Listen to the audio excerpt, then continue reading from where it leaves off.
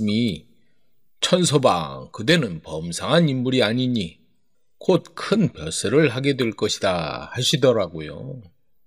그런데 벼슬을 하려면 우선 몸보신부터 해야 하지 않겠어요? 마을 사람들은 천서방의 뻔뻔함에 어이가 없었지만 한편으로는 그의 재치 있는 말솜씨에 웃음을 터뜨리곤 했다.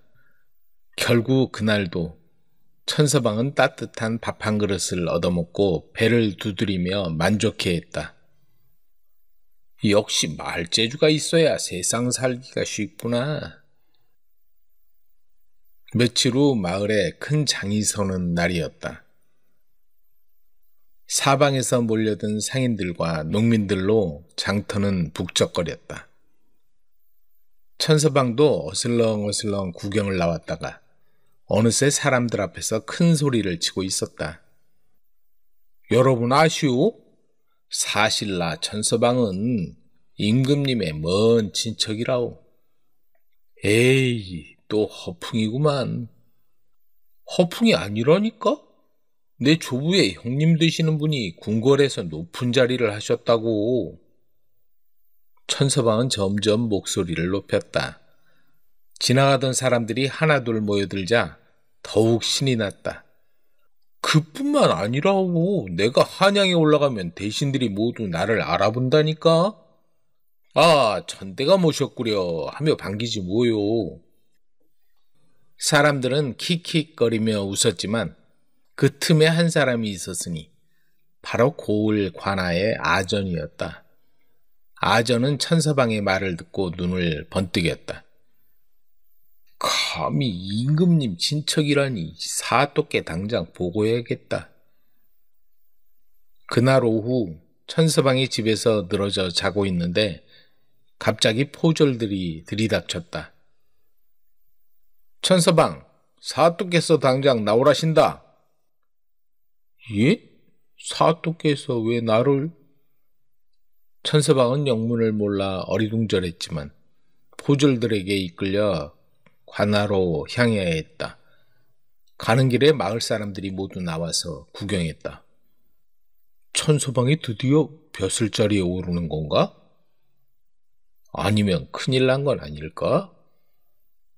관아 대청에 들어서자 근엄한 사또가 높은 자리에서 내려다보고 있었다.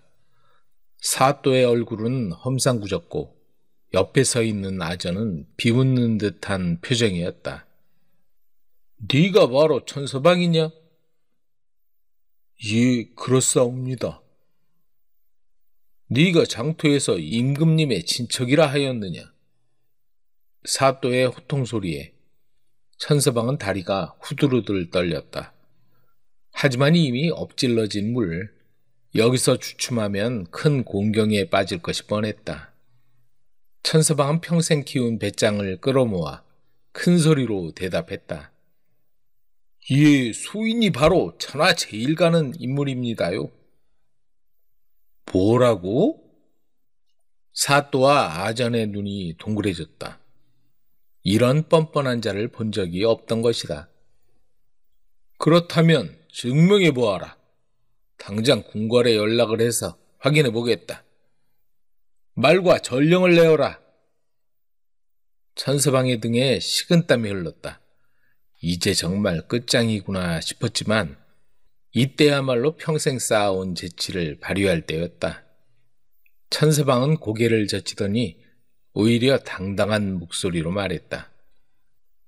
사또나리 그렇게 하시려거든 하시지요. 하지만 뭐? 만약 소인의 말이 사실로 밝혀진다면 어찌하시렵니까? 사또나리께서 임금님의 친척을 이렇게 의심하고 모욕했다는 사실이 알려지면.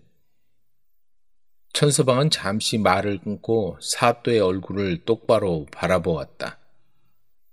사또나리께 화가 미칠지 모르옵니다.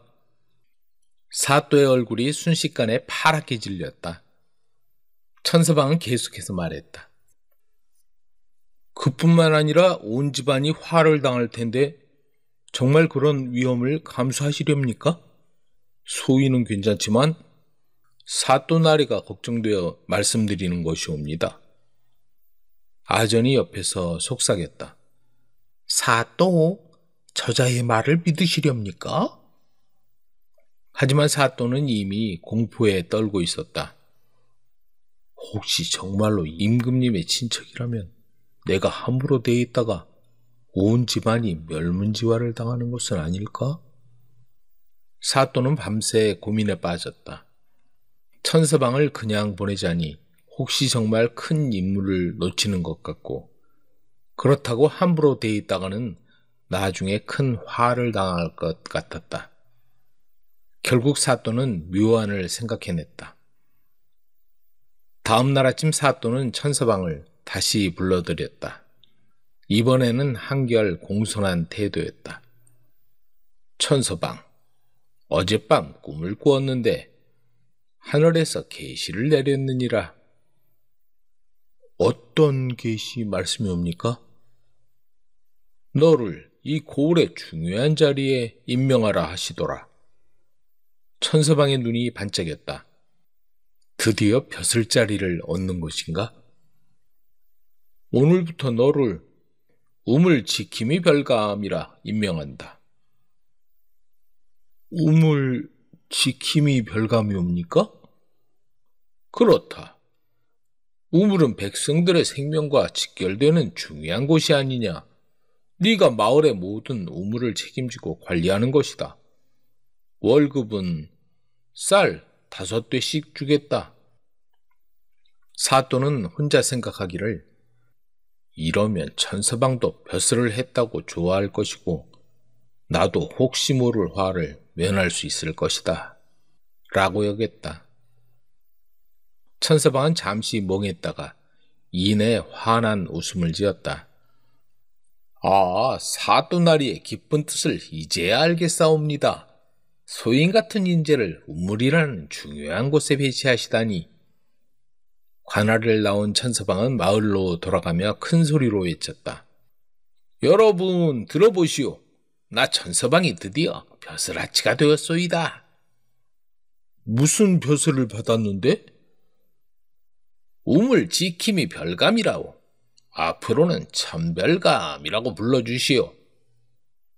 마을 사람들은 배를 잡고 웃어댔다. 하지만 천서방은 전혀 개의치 않았다. 벼슬은 벼슬이고 월급도 받게 되었으니까. 그날부터 천서방은 정말로 마을의 우물들을 돌아다니며 관리했다. 물론 하는 일이라야 우물가에 앉아서 지나가는 사람들에게 자신의 무용담을 늘어놓는 것이 전부였지만, 내가 이 우물을 지키고 있으니 여러분이 안전하게 물을 마실 수 있는 것이요. 어느 날 한 마을 아이가 물었다. 별감님, 정말 호랑이를 잡으신 적이 있어요? 천서방은 우물가에 앉아 다리를 흔들며 대답했다. 그야 당연하지. 내가 없었다면 이 마을에 호랑이가 우글우글 했을 것이야. 마을 사람들은 여전히 천서방의 허풍을 알고 있었지만 이제는 그가 나름대로 자기 역할을 하고 있다고 생각했다. 적어도 우물가가 더러워지지 않았고 아이들도 천서방의 고리타분한 얘기를 들으며 즐거워했으니까. 그렇게 천서방은 거짓말로 시작해서 진짜 우물 지킴이 별감이 되어 살았다. 비록 엉뚱한 벼슬이었지만 천서방에게는 그것만으로도 충분히 만족스러웠다. 역시 세상은 말 잘하는 놈이 이기는 법이야. 천서방은 우물가에서 허풍을 떨며 하루를 보내고 있었고 마을 사람들은 그런 천서방을 보며 하루의 웃음거리를 찾았다. 행복하고도 엉뚱한 결말이다. 감쪽같이 사라진 나무꾼과 아내. 여보, 다녀오겠소. 서방님, 잘 다녀오세요. 어떤 마을에 나무를 하며 근근히 살아가는 젊은 부부가 있었다. 어느 날 남편 마십은 지게를 지고 산으로 올라가며 몇 번이나 뒤를 돌아봤다. 아내는 남편이 보이지 않을 때까지 꼼짝 않고 서서 손을 흔들었다. 나무를 해서 살아가는 마십이 결혼할 때 주변에서 말들이 많았다. 신부가 아깝네 그려. 세상에 어떻게 저런 미인을 아내로 얻었다냐? 그래도 마십이 우직하고 부지런하기는 하잖아. 동네 사람들의 입방아에도 그들은 서로를 위해주며 잘 살았다. 마십과 아내는 서로를 아끼고 사랑하는 금실 좋은 부부였다. 나무찜을 지고 저녁 늦게 집에 돌아올 때면 아내는 따뜻한 저녁을 지어놓고 마십이 돌아오기만 기다렸다. 어두워지면 밖에 나와 기다리지 마시오. 산짐승이 무섭소. 그럴게요. 당신도 조심하고 다니세요. 너무 가난한 탓에 하루하루 먹고 사는 게 걱정이었지만 아내는 불평 한마디 없이 집안 살림을 알뜰하게 해나갔다. 그러던 어느 날 마십은 깊은 산속에 들어가 나무를 한 짐 가득히 해서 돌아오는 길이었다. 그때 앞에 한 사내가 눈에 들어왔다. 이런 깊은 산에 사람이 쓰러져 있다니. 깜짝 놀란 그는 나무짐을 내려놓고 급히 달려가 보았다. 그 사람은 며칠을 굶었는지 간신히 숨만 쉬고 있었다. 이보시오. 정신 차리시오. 그 사내는 힘없이 눈을 뜨더니 이내 눈을 감아버렸다. 다급해진 마십은 사내를 들쳐업고 집으로 돌아왔다. 산에 쓰러져 있길래 집으로 데려왔소. 며칠 보살펴줘야 할 것 같구려. 부부는 의식을 잃은 사내를 아랫목에 눕히고 극진히 간호해 주었다. 얼마나 시간이 흘렀을까? 사내가 서서히 정신을 차렸다. 다행히 기운을 차렸구려. 산에 쓰러져 있길래 데려왔어. 여긴 내 집이니 아무 염려 마시고 푹 쉬시오. 제 목숨을 구해주셨군요. 이 은혜를 어떻게 갚아야 할지 고맙소. 은혜라고 할 게 뭐 있겠소? 이렇게 정신이 들어 정말 다행이요. 사내는 주위를 한번 둘러보더니 덧붙여 말했다. 난 이골 사또의 아들이요. 사냥을 나왔다가 길을 잃는 바람에 이렇게 되었소. 돌아가면 아버님께 말해 후한 상을 내리도록 하겠소. 그 말을 들은 마십과 아내는 예전보다 더 깍듯이 사내를 보살펴 주었다. 사내는 마십 부부의 극진한 간호에 처음에는 깊이 감명받았다. 그러나 10길 물속은 알아도 한 길 사람 속은 모른다는 것처럼 여러 날이 지나는 동안 마음속에 그릇된 생각이 싹트기 시작했다. 천하일색인 마십의 아내를 보며 마음속에 연모의 불길이 타오르고 있었던 것이다. 이런 산중에 저렇게 아름다운 여인이 살고 있다니. 사또의 아들은 몸이 좋아져서 걸어다닐 정도로 회복되었다. 하지만 그는 자기 집으로 돌아갈 생각을 전혀 하지 않았다. 그날도 마십은 아내와 사내만을 남겨놓고 나무하러 나섰다. 외간 남자와 아내를 단둘이 남겨놓았지만 마십은 사또의 아들인데 무슨 일이 있겠어? 하는 생각으로 조금도 걱정하지 않았다. 그런데 마십이 일을 나가자 사내는 갑자기 아내의 손을 덥석 잡았다. 이보시오. 이런 산골에서 가난한 남편하고 고생하며 살기엔 너무 아깝소.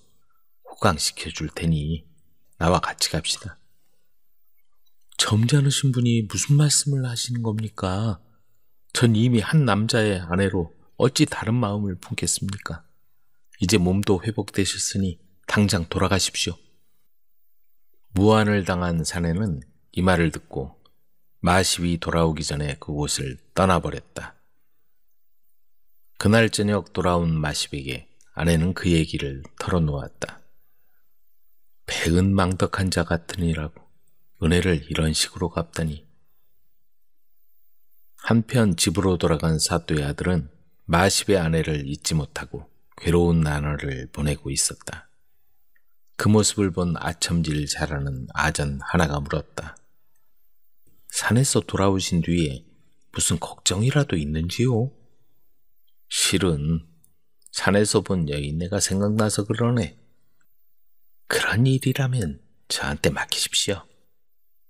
아들을 부추긴 아첨꾼 아전은 장정들을 거느리고 마십의 집으로 쳐들어갔다.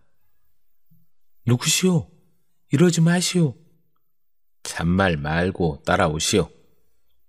아전은 마십이 없는 틈을 타서 반항하는 아내를 억지로 가마에 태워 데려왔다.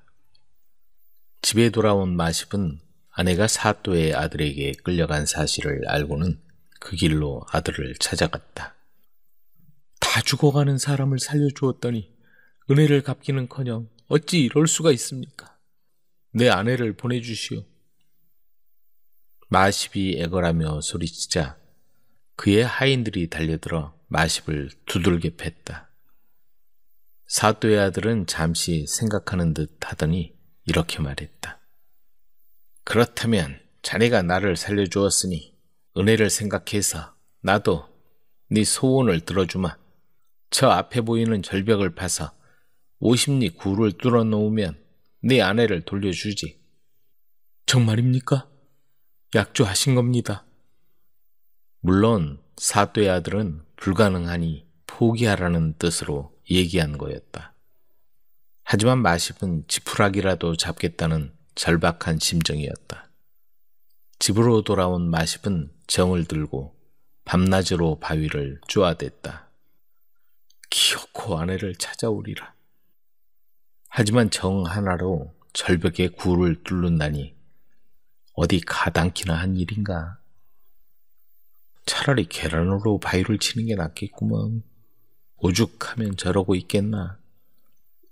동네 사람들은 마십이 바위를 내리치는 소리를 듣고 몰려와 걱정스러운 듯이 한마디씩 했다.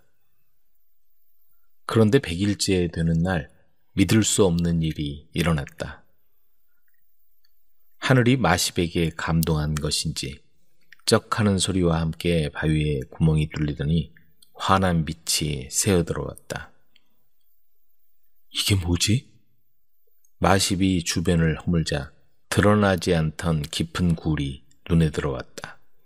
막혀있던 굴이 바위의 표면을 뚫자 나타난 것이었다. 굴을 따라 들어가 반대편으로 나가니 바로 사또의 집 안채마당으로 통해 있지 않은가. 마십은 마침 밖에 나와 있던 아내의 손을 잡고 굴로 들어갔다. 그 모습을 발견한 사또의 아들과 아전들이 뒤를 쫓았으나 굴이 무너지고 물이 들어차서 그들은 그만 물속에 빠져 죽고 말았다. 그 후로 마십과 아내의 모습은 자취를 감추었다. 굴의 흔적은 남아있지만 굴을 통해 들어간 부부의 모습은 아무데도 보이지 않았다. 나 원래 그런 사람 아니오. 경기도 땅에 사는 강진사에겐 두 딸이 있었다. 큰 딸 이름은 소영이었고 작은 딸은 다영이었다. 두 딸 모두 혼기가 지났으나 아직 출가를 시키지 못해 강진사는 걱정이 이만저만이 아니었다. 작은 딸 다영은 조신하고 얌전한 현모양처감이었다. 소영의 동생 다영에게는 오래전부터 혼인을 약속한 도령이 있었지만 아버지는 소영이를 시집보내기 전에는 안 된다고 허락해주지 않았다. 다영의 예비신랑 혜성이 기다림에 지쳐 결혼 날짜를 잡겠다고 말하자 다영의 아버지가 이렇게 말했다. 자네가 아무리 졸라도 소영이를 두고 다영이 먼저 결혼시킬 수는 없어. 누구든지 소영이와 결혼하겠다면 내일 당장이라도 허락하겠네. 큰딸 소영은 고집으로 말하면 고래심줄이요. 천방지축 말괄량이었다. 성질이 사나운 데다가 어찌나 수다스러운지 천방지축 소영이 하면 그 마을에서는 모르는 사람이 없었다. 그러니 소영이와 결혼하겠다는 남자가 있을 리 없었다. 누구를 닮아서 저러는지. 그러게나 말이에요. 혼담이 여러 차례 오갔지만 소영의 실체를 알고 난 뒤로 번번이 산통이 깨지고 말았다. 소문이 나자 그나마 오가던 혼담도 쑥 들어가고 말았다. 작은 딸 다영은 혼인을 약속한 혜성도령이 있었지만 찬물도 위아래가 있다고 언니를 두고 먼저 시집갈 수도 없는 노릇인지라 애가 달았다. 강진사 부부는 어떻게든 큰딸 신랑감을 찾는 게 우선이라고 생각하고 매파들을 불렀지만 그게 쉬운 일이 아니었다. 매파들도 강진사 큰딸 소영이라는 말만 들어도 고개를 설레설레 저었다. 작은 딸과 혼인을 약속한 김부잣집 혜성도령이 글 공부를 같이 하는 박인규란 친구에게 고민을 털어놓았다. 인규는 소영이가 부잣집 딸이며 아름답다는 말을 듣고 성질이 사납다는 소문에도 불구하고 결혼하리라 마음먹었다. 일단 결혼한 다음에는 무슨 말이든지 고분고분 말 잘 듣는 얌전한 아내로 만들어버리라 결심했다. 인규는 도대체 어떤 교수인지 궁금해졌다. 그 낭자를 한번 볼 수 있겠나? 그건 어렵지 않지. 날 따라오게. 혜성을 따라간 인규는 강진사집 근처 느티나무 아래에서 소영이 나오기를 기다렸다. 혜성이 다영이에게 언니와 함께 밖으로 나와달라고 넌지시 기별을 한 것이다. 한참 만에 다영이 소영과 함께 느티나무 아래로 나왔다. 인규는 소영의 모습을 보고 한눈에 마음에 들었다. 하지만 그 천방지축에 다듬어지지 않은 성격이 문제였다. 얼마 후 강진사집에 혼담이 들어왔다. 박진사집 둘째 아들 인규였다. 인규의 부모님은 벌써 세상을 떠나고 인규는 형님과 살고 있었다. 강진사는 결정에 앞서 인규를 먼저 불렀다. 자네 내 딸아이 감당할 수 있겠나? 소영낭자가 마음에 듭니다. 저는 성미가 급하니 빠른 시일 내에 따님과 결혼하겠습니다. 부모님은 세상을 떠나셨고 제겐 물려받은 유산이 있습니다. 결혼해서 따님을 고생시키지 않겠습니다. 그런데 따님과 결혼하면 지참금을 얼마나 주실 생각이십니까?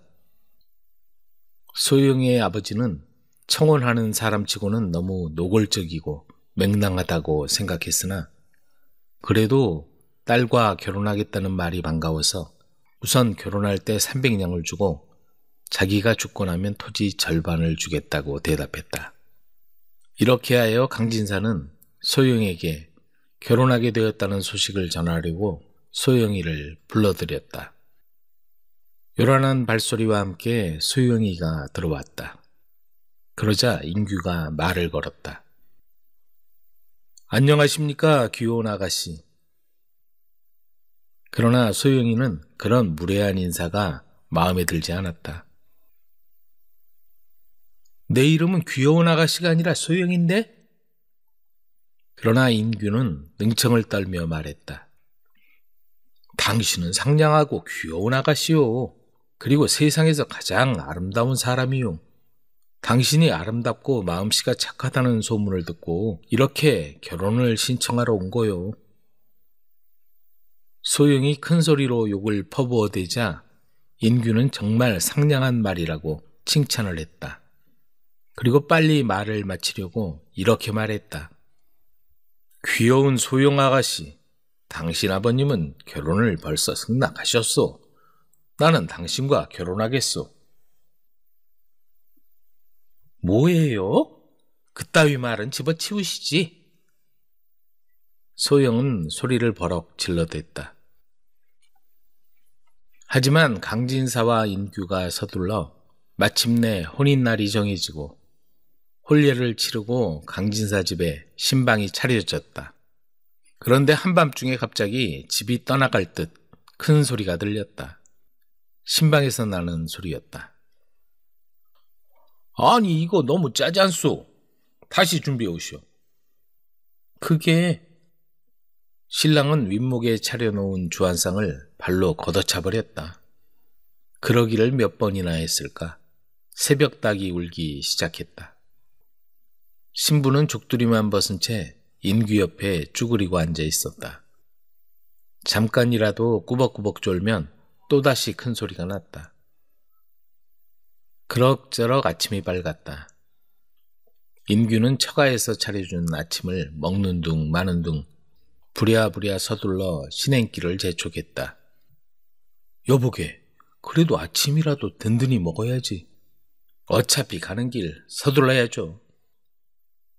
인규는 집을 향해 가는 길에도 빨리 가자고 가마꾼들에게 얼마나 고함을 치던지 소영은 몸둘 바를 몰랐다. 집에 도착해서도 신랑의 급한 성격 때문에 당황하긴 마찬가지였다. 소영은 자기보다 한술 더 뜬 인규를 보고 할 말을 잃었다. 인규는 집에 도착하자 소리부터 버럭 질렀다. 너희들은 주인이 왔는데도 꾸물거리고 있다가 이제 나오는 거냐? 그는 사나운 얼굴로 하인들을 노려봤다. 배가 고프니 어서 식사부터 내와라. 하인들은 주인의 말이 떨어지자 얼른 식사를 준비해왔다. 인규는 겉으로는 소영에게 친절하게 대했다. 그러나 마음속으로는 그날 밤잠도 자지 못하게 하고 먹을 것도 주지 않으리라 결심했다.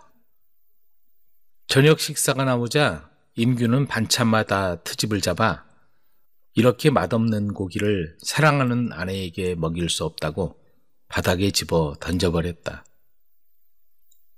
소영은 몹시 배가 고팠으나 밥 한 술 제대로 먹지 못한 채 지쳐서 잠이나 자려고 했다. 그러자 인규는 또다시 방 안 여기저기를 쑤셔대며 트집을 잡고 베개와 이불을 내던졌다.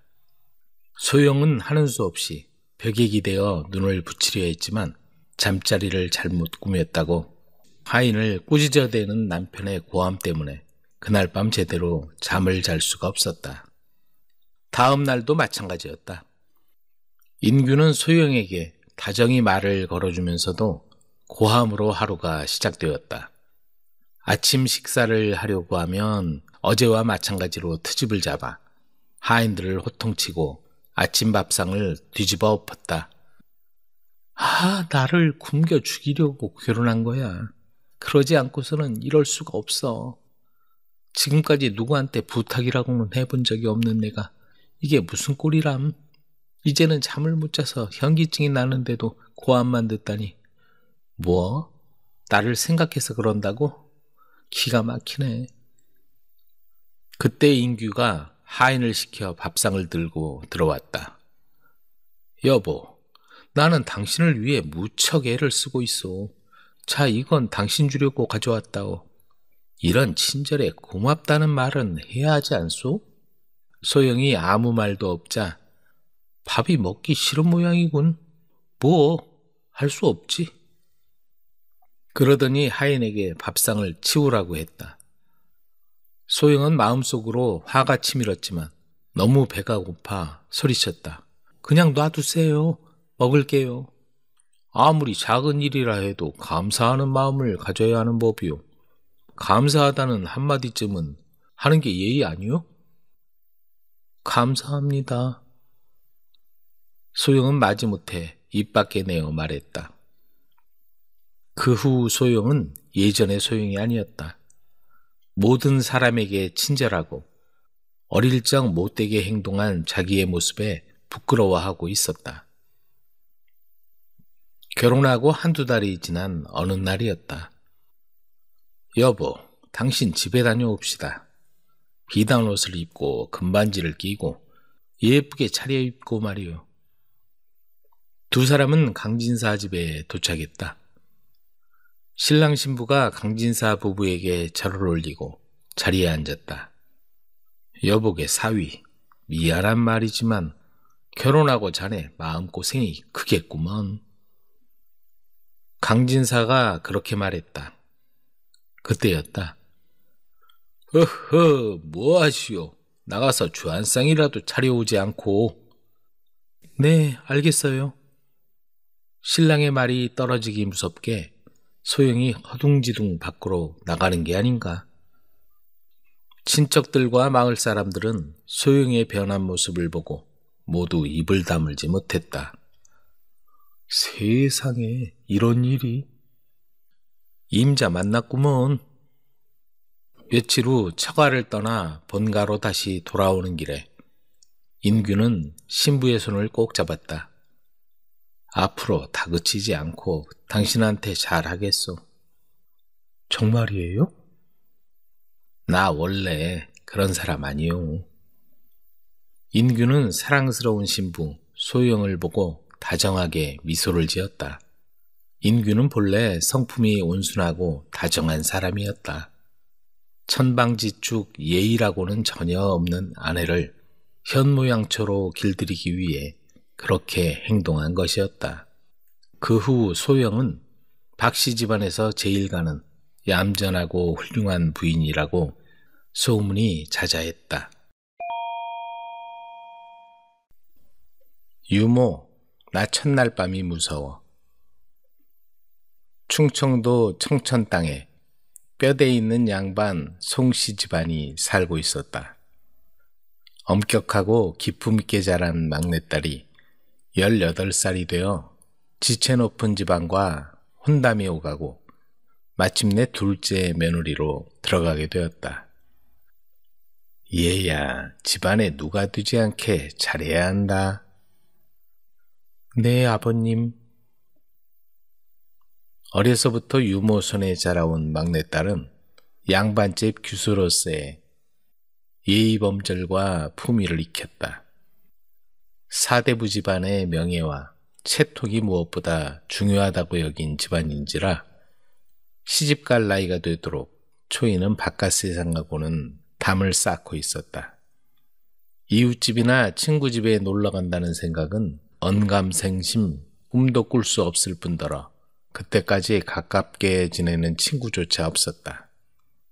그저 대골 같은 큰 집에서 유모의 보호 아래 살다 보니 세상 물정이라곤 아무것도 모르는 숙맥이었다. 그뿐만 아니라 외간 남자하고는 이제껏 말 한마디 붙여본 적이 없었다. 그림자처럼 따라다니는 유모는 초이의 또 다른 분신 같았다. 유모가 모든 일을 알아서 척척 해주었는데 혼례라는 것은 자기 일이라 생각하니 걱정이 앞섰다. 초이는 혼례 날이 점점 다가오자 마음이 무거워 입맛이 없을 정도였다. 아씨, 어디 아프세요? 아니, 괜찮아. 말은 그렇게 했어도 무슨 걱정이 있는지 한숨을 내쉬기도 하고 멍하니 하늘을 쳐다보기도 했다. 왜 그러세요, 아씨? 내일 모레면 깨가 쏟아지는 신부가 되는데요. 그게 걱정이야, 유모. 사실 나 첫날 밤이 너무 무서워. 그 말을 듣고 유모는 빙그레 웃었다. 걱정 마요, 아씨. 하룻밤만 지나고 나면 아마 밤이 기다려질걸요? 유모의 그 말도 초이한텐 전혀 위로가 되지 않았다. 그 집엔 몇 달 전에 마당쇠한테 시집을 간 주방 하녀 순덕이가 있었다. 그래, 순덕이한테 물어보자. 초이는 부엌에서 나오는 순덕이를 살짝 불렀다. 왜요, 아씨? 순덕아, 첫날 밤은 견딜만 하니? 그 말을 듣자 순덕은 쑥스럽고 민망해하더니 얼굴을 붉히며 간신히 입을 열었다. 첫날 밤엔 신랑과 잠자리 씨름을 해야 해요. 처음엔 익지 않은 감처럼 떫은 맛이었는데 시간이 지날수록 깊고 달콤하고 부드러운 홍시 맛이에요. 초이는 그 말이 무슨 뜻인지 도통 알 수가 없었다. 양반집 규수체면에 더 물어볼 수도 없는 일이었다. 대체 무슨 말인지 이해할 수가 없네.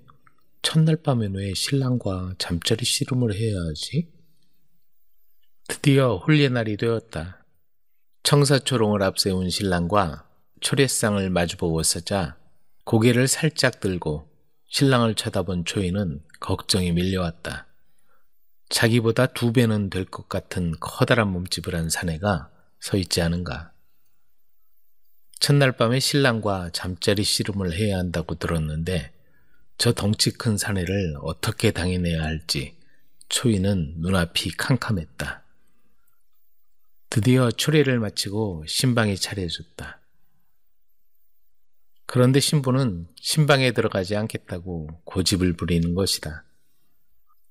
그런 아씨를 보자 유모는 걱정이 되어 안절부절 못했다. 아씨 왜 그러세요? 어디 아프세요? 부끄럽게 처음 보는 사내와 어떻게 잠을 자. 유모 나 너무 무서워. 아씨 혼례를 올렸으니 이제부터 신랑과 한 방에서 자야 해요. 그러지 말고 어서 들어가세요. 남들이 흉 봐요. 싫어. 부끄러워서 싫다니까. 첫날 밤은 저 사내와 씨름을 해야 한다는데 내가 어떻게 저 사내를 이길 수 있겠어. 아씨 씨름이라뇨. 그건 사랑의 기쁨입니다요. 하룻밤만 지내고 나면 밤이 기다려줄걸요. 싫어. 부끄럽고 무서워 싫다니깐. 유모가 이 말 저 말로 구슬리며 달래는데도 신부는 막무가내로 말을 듣지 않았다. 아씨 한번 재미를 보시면 오히려 낮 시간이 지루해지실 거예요. 신랑은 벌써 방에 들어가 기다리고 있는데도 신부는 주춤거리며 들어가려 하지 않는 것이었다. 아씨 안으로 드셔야죠. 신랑이 기다리고 있어요. 아씨를 구슬리고 달래다가 더는 지체할 수 없게 된 유모는 초이를 덥석 안고 신방에 밀어넣고는 밖에서 문을 닫아버렸다. 아씨가 잘해낼지 걱정이네요. 유모가 걱정을 늘어놓자 옆에서 세상 풍파 다 겪은 늙은 친모가 한마디 했다. 뭔 소리여. 남녀의 일은 자연스러운 거여. 그렇게 첫날 밤이 지나고 날이 밝았다. 아씨, 그래 어쩌냐겐 잘 지내셨어요? 신부는 얼굴을 붉히며 대답을 하지 못했다. 그래 어떠셨어요? 글쎄 아직 잘 모르겠어. 익지 않은 감처럼 떫은 것 같기도 하고 사과처럼 달콤하고 아삭한 것 같기도 하고 아직은 잘 모르겠어. 그래요. 차차 알게 될 거예요, 아씨. 이제 아씨는 수줍어 고개 숙이던 꽃망울이 터져 활짝 피어나는 진달래꽃처럼 성숙한 여인이 되었어요. 새색시는 수줍은 듯 살짝 미소를 지었다. 이제 18살인 아씨가 어찌 그 묘미를 다 알겠습니까만 그건 느낄 수 있는 것 중 가장 좋은 거예요. 아마 무르익을 때는 눈앞에 태산이 가로막혀 있어도 보지 못하고 천둥이 치고 천지가 무너지듯 폭우가 쏟아져도 모를 거예요. 세월이 지나면 아시라고 그 이치를 모르시겠어요? 그 말을 듣고 있던 초이는 얼굴이 발그레하며 한마디 했다. 좀 지나친 것 같아, 유모. 세상에 그런 게 어디 있어. 이해가 안 가는데? 그래서 유모는 한 가지 묘안을 생각해냈다. 아씨, 오늘 밤에 문 앞에 물건을 내보일 테니까 그게 뭔지 기억했다가 내일 아침에 말해줘요. 뭔지 맞춰보라고? 알았어.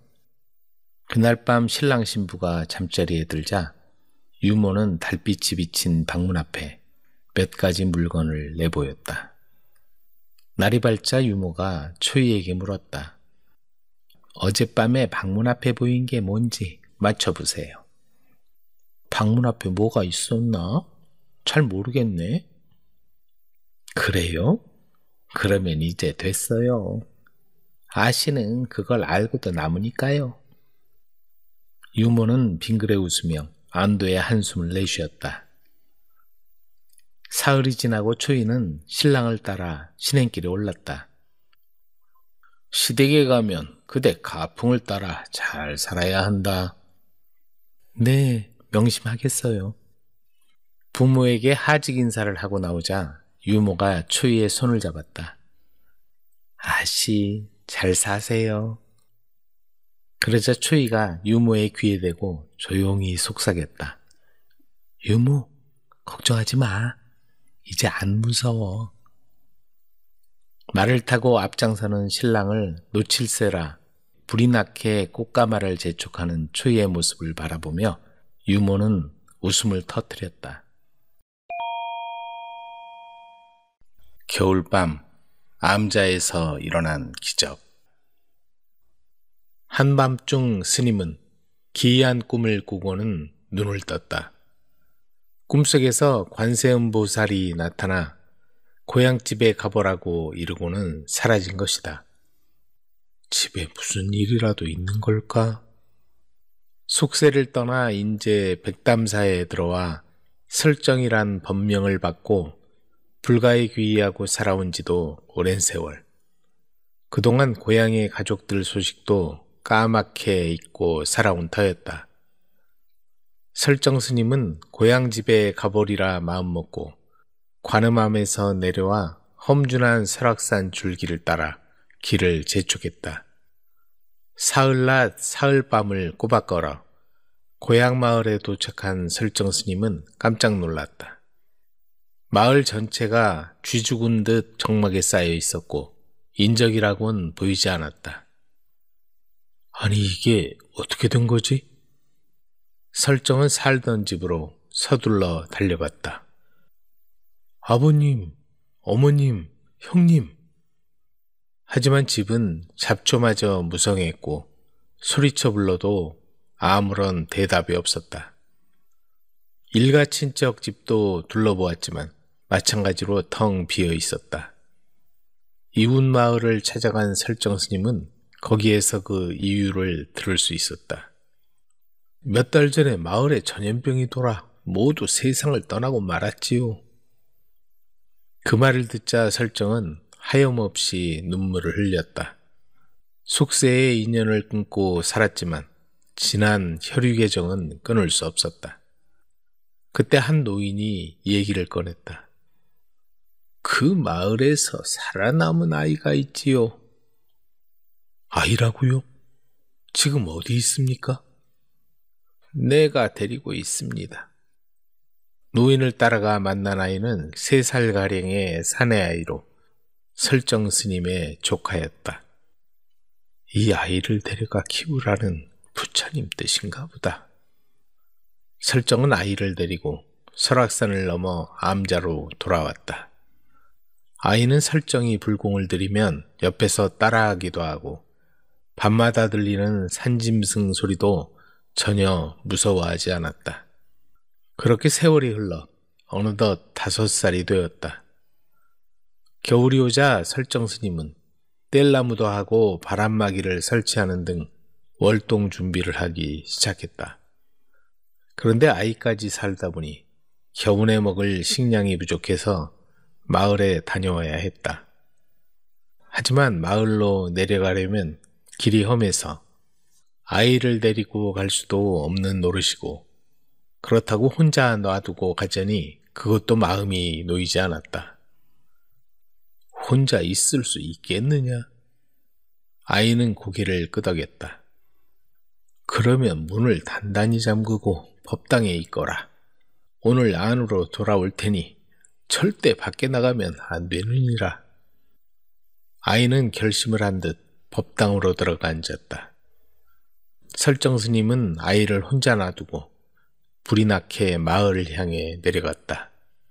그리고 서둘러 곡식과 필요한 물품을 구하러 다녔다. 그러다 보니 시간이 지체되어 암자로 돌아오려 할 때는 이미 어두워져 있었다. 지금 올라가시면 앞이 보이지 않아 너무 위험합니다. 날이 밝거든 가시죠. 사람들이 설정 스님을 말렸다. 어린아이를 암자에 혼자 두고 와서 가봐야 합니다. 설정은 산을 오르려고 고집을 피웠으나 조금 올라가다가 결국은 포기할 수밖에 없었다. 한 치 앞도 보이지 않는 험한 밤길을 가야 할 뿐 아니라 도중에 산짐승이라도 만나면 어떻게 되겠는가. 결국 설정 스님은 날이 밝는 대로 돌아가기로 마음먹고 마을에서 하룻밤을 묵었다. 날이 밝았다. 그런데 밤사이에 세상이 온통 하얗게 변해 있었다. 이 일을 어떻게 하나? 일단 가자. 설정은 일단 가져갈 수 있는 것만 배낭에 챙겨서 길을 나섰다. 스님, 안 됩니다. 위험합니다. 마을 사람들이 설정을 말리고 나섰다. 5살 아이 혼자 있어서 가봐야 합니다. 설정은 막무가내로 수북이 쌓인 눈길을 뚫고 산길을 오르기 시작했다. 그러나 폭설로 인해 발이 묶여 결국은 다시 돌아올 수밖에 없었다. 마을로 돌아온 설정은 눈 덮인 설악산을 올려다보며 혼자 있을 아이 생각에 눈물 지었다. 모든 게 내 불찰이로다. 아예 혼자 두고 오는 게 아니었어. 한 치 앞도 예측하지 못하다니. 발을 동동 구르며 길이 뚫리길 기다리던 설정은 이른 봄 눈이 녹기 시작해서야 암자로 돌아갈 수 있었다. 그런데 암자 안에서 불경을 잃는 소리가 들리는 게 아닌가. 설정이 뛰어가 법당문을 여니 아이가 힘차게 달려나왔다. 스님, 아무 일 없었느냐? 그럼요, 스님이 오시길 기다리고 있었지요. 아이는 설정이 마을로 내려간 뒤 어떤 여인이 와서 그동안 먹을 것을 차려주었다고 했다. 이상한 건 겨울이 지나 봄이 왔을 만큼 긴 시간이 지난 것도 잘 모르고 지낸 듯 했다. 아이는 더 활기차고 혈색이 좋아져 있었고 몸도 마음도 불심도 자라 있었다. 설정 스님은 감격하여 이후로 암자의 이름을 5살 아이의 암자라 하여 5세의 암이라고 바꾸어 불렀다. 사위는 하늘이 내려준 보배. 한양의 중심지이며 중인들의 삶의 터전이었던 광통교 근처에 포목상을 하는 박씨 부부가 있었다. 늦은 시간까지 포목상 안은 불이 환하게 켜져 있었고 물건이 산더미처럼 쌓여 있었다. 한자리에서 오랫동안 장사를 하다 보니 찾아오는 단골 손님도 많았고 제법 장사도 쏠쏠하게 잘 되었다. 그들은 포목점을 아들 기영이가 물려받기를 원했다. 이미 자리도 잡혔고 입소문이 나서 멀리에서도 찾아오는 손님들의 발걸음이 끊어지질 않았다. 기영아, 네가 이 가게를 물려받았으면 좋겠구나. 하지만 20살을 간 넘은 기영이의 생각은 확고했다. 아버지, 전 무관이 되고 싶어요. 이 포목점은 기숙이한테 물려주세요. 기영의 부모는 아들이 포목점을 물려받기를 원했지만 기영은 장사에는 뜻이 없었다. 그보다는 일찍이 제복을 입고 칼을 찬 무관이 마음에 끌렸다. 무예를 닦는다고 밖으로 놔두는 아들을 못마땅하게 생각하던 부모도 아들의 뜻이 확고한 걸 알고는 더 이상 말을 하지 않았다. 기영에겐 오래된 친구로 서로 마음이 통하는 임지안이란 친구가 있었다. 지안의 아버지는 관아에서 일하는 설이었다. 육조거리에 일터를 둔 그는 자기 일에 큰 자부심을 느끼고 있었다. 무관이 되겠다고? 취재 시험을 봐서 앞이 뒤를 이어야지. 전 힘없는 백성들을 지켜주고 싶습니다. 지아는 관리들의 뒤치다거리나 하며 굽신거리는 아버지의 모습이 싫었다. 그런 지안과 기영은 서로 의기투합하며 꼭 무관이 되자고 약속했다. 우리 이번엔 반드시 붙도록 하자. 두 사람에겐 마음에 둔 처자가 있었다. 과일상을 하는 시임씨의 딸 아영이었다. 그런데 같은 여자를 마음에 두고 있다는 걸 알게 된 이후로는 그들은 서로 아영이를 가까이 하지 않으려 애썼다. 여자로 인해 서로에게 상처를 주지 않으려는 마음에서였다. 아영이도 두 사람의 관계를 알기에 조심스럽긴 마찬가지였다. 아영이하고 잘해봐. 기영이가 이렇게 말하면 아니야, 자네가 더 잘 어울려 하고 지안이가 대답하는 거였다. 그런데 무과 시험을 몇 개월 앞둔 어느 날 뜻하지 않은 일이 벌어졌다. 서리로 있던 지안의 아버지가 뇌물 사건에 휘말린 것이다. 아버지, 무슨 일이에요? 난 아무 관련 없는 일이다. 관리가 뇌물을 받고 부정을 저질러 놓고 그걸 실무를 담당하고 있는 지안의 아버지에게 뒤집어 씌운 것이다. 그날부로 지안의 아버지는 서리직에서 쫓겨났음은 물론이고 태형을 맞고 옥에 갇히고 말았다. 지안의 가족도 짐을 싸서 도성 밖으로 쫓겨났다. 기영이 무과시험에 꼭 합격하게. 자넨? 이번 일 때문에 응시하기 힘들 것 같아. 그리고 참 아영이 잘 부탁하네. 그 말을 남기고 지아는 어머니와 함께 마을을 떠났다. 그 이후로 한 해가 지났다. 그동안 지아는 아무런 소식이 없었다. 기영은 무과시험에 합격하고 포도청 포교가 되었다. 그 무렵 한양에 신출규모란 무심천이란 도적이 나타나 세력 있고 돈 많은 북촌 양반집만을 골라 터는 바람에 의금부와 포도청엔 비상이 걸려 있었다. 누구든지 잡는 자에겐 큰 상은 물론이고 승진을 시켜주겠다. 그런 포상을 내걸었지만 아무도 무심천의 그림자도 찾을 수 없었다. 무심천은 부정으로 돈을 긁어모은 양반집을 골라 털어서 가난하고 어려운 백성들에게 나누어 주었다. 개천 밑에 움막을 짓고 사는 빈민촌 사람들에게 그는 희망의 등불이었다. 그 무렵 기영은 아영에게 청혼을 했고 이제 혼례를 앞두고 있었다. 어느 날 기영의 집에 축하한다는 글과 함께 두툼한 돈꾸러미가 놓여 있었다.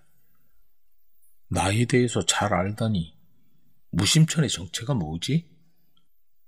기영은 무심천이란 도적이 주변 상황을 너무도 잘 알고 있는 게 이상했다. 근처에 살면서 정체를 숨기고 있는지도 모르겠어.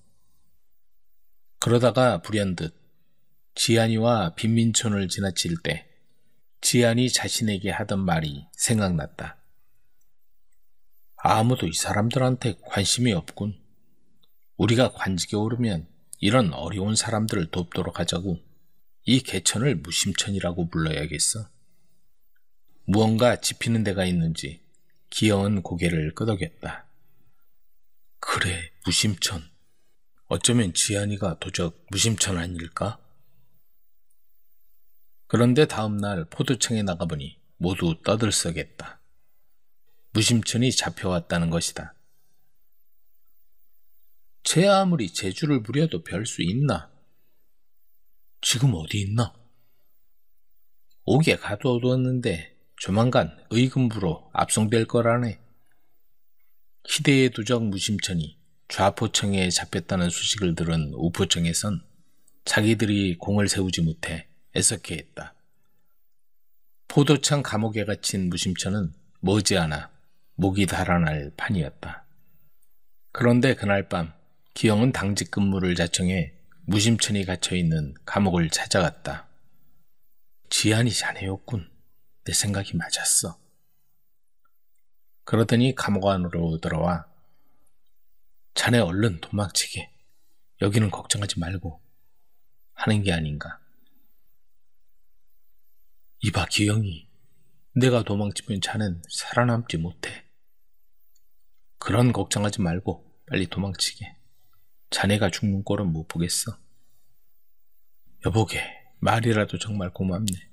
하지만 내가 도망치면 자네 목숨은. 그리고는 한참 무슨 생각을 하더니 입을 열었다. 이봐 기영이, 3경이 넘기 전까지 돌아올 테니 옥졸이 눈치채지 못하게나 해주게. 그리고는 기영이의 귀에 대고 한참을 속삭였다. 그들은 서로 얼굴을 바라보며 고개를 끄덕이더니 빙그레 웃었다.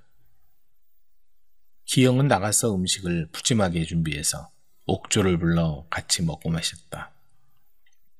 그동안의 무심천은 번개처럼 빠르게 어디론가 빠져나갔다가 3경이 되기 전에 감쪽같이 다시 돌아왔다. 여보게 기영이, 아침이면 세상이 떠들썩할 거야. 자네는 마음 편히 구경이나 하게. 다음 날 아침이었다. 정말 포도청에서는 난리가 났다. 포도청뿐만 아니라 온 장안이 떠들썩했다. 뭐? 간밤에 무심천이 나타나 최부잣집을 털었다고? 그럼 감옥에 있는 무심천은 누구요? 포도청에 잡혀있는 무심천은 가짜요 뭐예요? 무심천이 잡혀 들어갔다는 말에 마음 편히 지내고 있던 양반들은 덜덜 떨기 시작했다. 또한 공을 세우지 못해 배 아파하던 우포청에서 오히려 더 난리였다. 엉뚱한 사람을 무심천이라고 잡아가두더니 꼴 좋구먼. 포도대장이 당장 지안을 옥에서 꺼내 신문을 했다. 대체 내 놈은 누구냐? 날이 먹고 살기가 너무 힘들어서 그만 담을 넘고 말았습니다요. 죽을 죄를 지었습니다. 이런 좀도둑을 무심천으로 알았구나. 여보아라, 이자를 곤장 10대를 때리고 풀어줘라.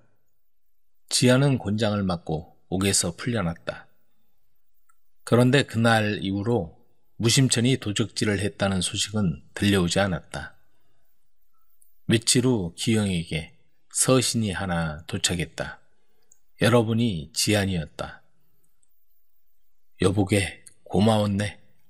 자네 덕분에 귀중한 사실을 깨달았네. 뜻이 아무리 좋아도 그 방법이 나쁘면 소용없다는 걸 말이네. 앞으로는 늦더라도 차근차근 뜻을 이루어갈 생각이네. 기영은 환한 미소를 지으며 맑은 물이 흐르는 광통교를 건너 시전에 들었었다. 그 이듬해 봄이었다. 기영의 부모님 보목상에는 낯익은 사내가 물건을 팔고 있었다. 얼마 되지 않는 신참내기인데 물건을 정리하고 파는 솜씨가 보통이 아니었다. 기영의 어머니는 흐뭇한 미소를 지으며 말했다. 사위 좀 쉬엄쉬엄하게, 그러다 몸살 나겄다. 일이 너무 재미있어요. 제 적성에 딱 맞는 것 같구먼요. 그려 다행이여. 지안의 입에서는 콧노래가 흘러나왔고 손님이 들어오자 기분 좋은 목소리로 말했다. 어서 오십시오. 그 모습을 지켜보던 기영이 부모는 저 애는 사위가 아니고 하늘이 내려주신 우리 보배야. 그려 사위가 들어온 후부터는 장사가 곱절은 더 잘 되는구먼. 옆에서 그 모습을 지켜보던 젊은 새댁이 남자를 바라보며 빙그레 웃고 있었다. 억울함을 풀어준 여인의 정체. 박찬은 조선 말기 학문에 정진하며 고을 사람들에게 존경받던 선비였다. 그는 풍부한 학식과 강직한 성품으로 사람들에게 존경을 받았지만 세상 물정에는 어두운 면이 있었다. 어느 날 그는 볼 일을 마치고 돌아오는 길에 봉수산을 넘어오다가 그만 길을 잃고 말았다. 이런 난감한 일이. 아침부터 길을 나섰으나 앞으로 봐도 산이요, 뒤로 봐도 산인 첩첩산중을 한참 헤매다 보니 해가 중천에 떠 있었다. 산새 소리와 나뭇잎 흔들리는 소리만이 고요를 깨뜨렸고 주변은 그에게 낯설기만 했다. 봉수산은 깊은 숲과 가파른 골짜기가 이어져 길을 찾기가 어려운 곳이었다. 산길은 흔적조차 희미하고 한낮에도 햇빛이 드물게 비치는 음습한 곳이었다. 길을 찾아야지, 이러다 큰일 나겠구나. 그는 혼잣말을 하며 한숨을 내쉬었다. 주위에 사람의 흔적은커녕 들짐승의 발자국만 간간히 보였다. 허리춤의 주머니에서 마른 떡을 꺼내 간단히 허기를 달래고 다시 길을 찾아 나섰다. 하지만 방향 감각을 잃어 더욱 깊은 골짜기로 내려가고 말았다. 그 골짜기는 마치 다른 세상처럼 고요하고 신비로웠다. 오래된 나무들이 하늘을 가리고 바위 틈 사이로는 작은 냇물이 졸졸 흐르고 있었다. 그는 잠시 멈춰 물을 떠마셨다. 물맛이 맑고 시원해 한결 기운을 차릴 수 있었다. 그렇게 한참을 헤매다가 보니 양지 바른 곳에 허물어진 묘가 눈에 띄었다. 풍파에 시달린 것이냐, 아니면 후손이 없단 말이냐. 어질고 인정 많은 그는 그냥 지나칠 수 없어 흙으로 덮어주고 정성껏 떼장을 덮어주다 보니 어느새 날이 저물었다.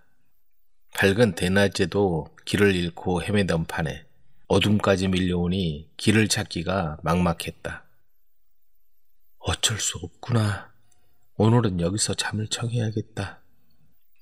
묘 옆에 자리를 잡은 그는 지친 몸을 눕히고 금세 잠에 빠져들었다. 그런데 꿈에 한 여인이 나타나 절을 하는 것이었다. 첩은 백제 장군의 아내입니다. 이곳은 임존성의 옛 터전이지요. 이 산골에서 세월이 수백 번 바뀌도록 보호해 줄 사람이 없어 바람이 스며들고 비에 씻겨 이렇게 된 것입니다.